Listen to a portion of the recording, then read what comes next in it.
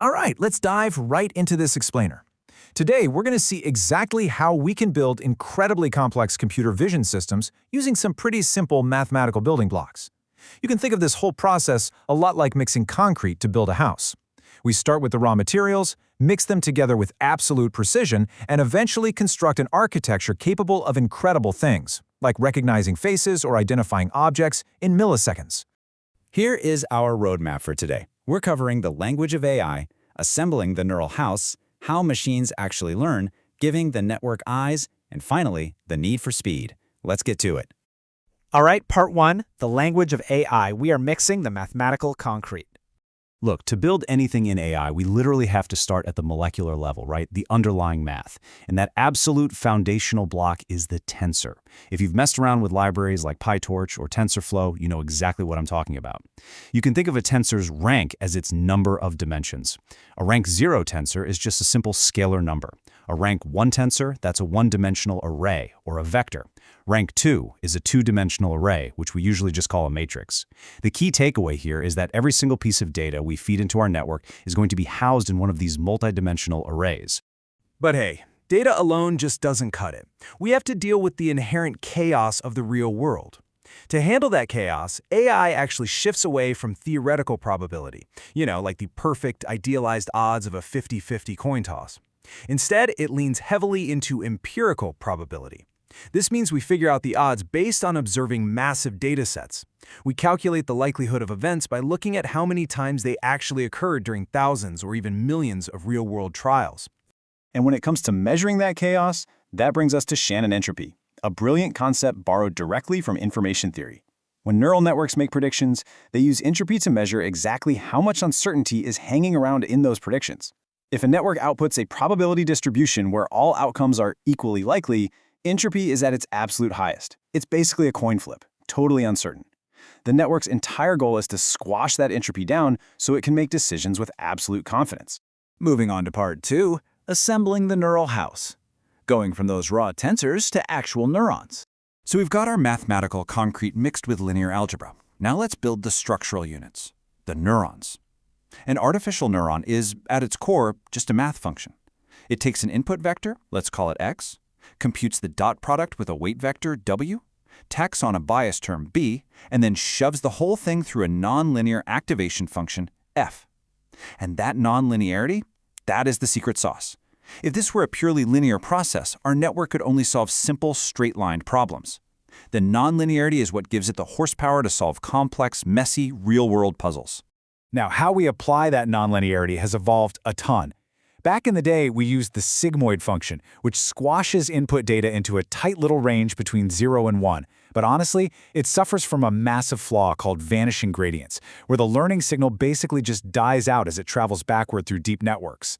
So, enter the modern standard, the ReLU activation, or a rectified linear unit. ReLU is Occam's razor in action. If the input is positive, it simply passes it through. If it's negative, boom, it just outputs 0. This brilliant simplicity creates sparse, highly efficient activations and completely dodges that vanishing gradient trap. Connect enough of these neurons together, and we hit the universal approximation theorem. This mathematically proves that a feed-forward neural network with just one hidden layer and nonlinear activations can approximate practically any continuous function to any degree of accuracy. So the crucial point here is that by stacking enough of these simple, nonlinear ReLU neurons into multiple layers, our network theoretically has absolutely zero insurmountable limits. It can learn virtually any mapping from inputs to outputs. Which leads us perfectly into part 3, how machines actually learn. Let's check out the blueprint for learning. Okay, so our neural house is built, but right now it's totally empty and completely untrained. How do we actually teach it? Well, before a machine can ever learn to be right, it has to have a mathematical way to realize when it's wrong. It needs a built-in mechanism for self-correction. That mechanism is the cost function. By using equations like mean square error for regression or cross entropy for classification, the network can literally quantify its exact amount of failure. The cost function takes the network's current prediction, compares it against the true target label in the training data, and spits out an error score. And during training, our one and only objective is to drive that cost function down to the absolute floor. We pull this off through a 3-step dance called gradient descent. First, we do a forward pass to compute that cost we just talked about. Second, we do a backward pass. This is the famous backpropagation. We use differential calculus, specifically the chain rule, to compute the gradient of the error with respect to every single weight in the entire network. Third, we update those weights to minimize the error. Imagine dropping a ball at the very top of a hilly, uneven landscape and letting it roll down step by step. The gradient is what tells the ball which direction is down, and step by step, the network learns to find the lowest possible error down in the valley. But a simple rolling ball might get stuck in a small ditch, right? Or bounce around erratically if the slope is too steep. To stop that from happening, we use advanced optimizations to intelligently tweak the speed of learning. Algorithms like momentum use the velocity of previous updates to push the ball straight through flat areas. Nesterov momentum actually looks ahead slightly to slow down before it overshoots the target. And Atom, which is hugely popular today, computes individual adaptive learning rates for every single weight.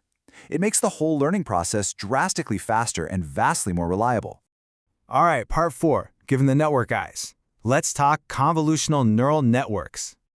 Let's see how all this math builds into computer vision by giving our optimized network a set of eyes. To process images, we use convolutions.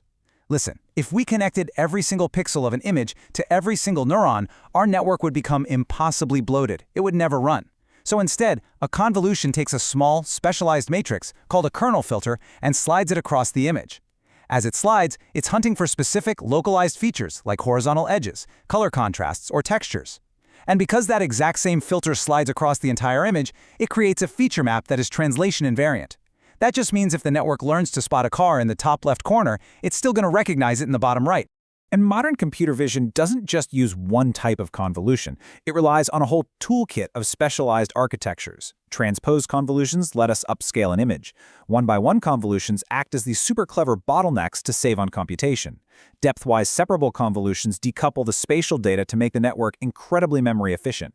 And dilated convolutions actually skip pixels to expand the network's field of view. This whole toolkit is how we keep the computational memory budget totally under control. Alongside convolutions, we also use pooling operations. Pooling shrinks those image feature maps down even further by splitting them into a grid and keeping only the juiciest information. Max pooling keeps the maximum value from a specific area to highlight the most prominent feature, while average pooling just takes the mean. By drastically reducing the image size layer by layer, pooling gives the deeper layers of the neural network a much wider, zoomed-out view of the entire image to detect complex objects, rather than just staring at basic edges.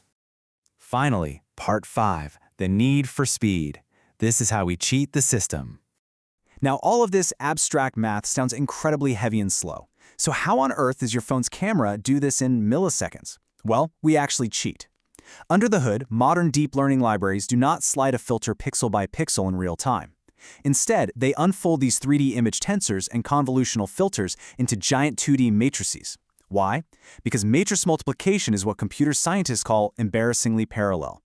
Every single calculation is completely independent, meaning we can execute them all at the exact same time. GPUs are specifically built to do thousands of these matrix multiplications simultaneously, which lets them process the entire image almost instantly. And we push the optimizations even further than that by leveraging brilliant mathematical shortcuts like the Winograd algorithm, which completely reorganizes how the math is structured behind the scenes. We pull off massive 2x to 3x speedups over direct convolutions. These algorithmic shortcuts paired with GPU hardware are the literal magic that transforms heavy theoretical deep learning into real-time, instantly reacting artificial intelligence. So, let's take a step back. We have covered a ton of ground in this explainer. We started by taking the abstract raw materials of multidimensional tensors. We molded those arrays into nonlinear, mathematically firing neurons. We stacked them into complex layers. We taught them to learn from their own mistakes by rolling down a mathematical hill using gradient descent. And finally, we equipped them with sliding convolutional filters so they could actually see. Every single time your phone unlocks by recognizing your face or a self-driving car stops at a red light, this exact, beautifully choreographed symphony of matrix math and differential calculus is firing off in milliseconds. We've totally proven that these simple building blocks can conquer computer vision. But the real question, the one that should be on all of our minds right now, is if basic calculus and matrix multiplication can teach a machine to see and understand our world, what on earth is it going to learn to do next?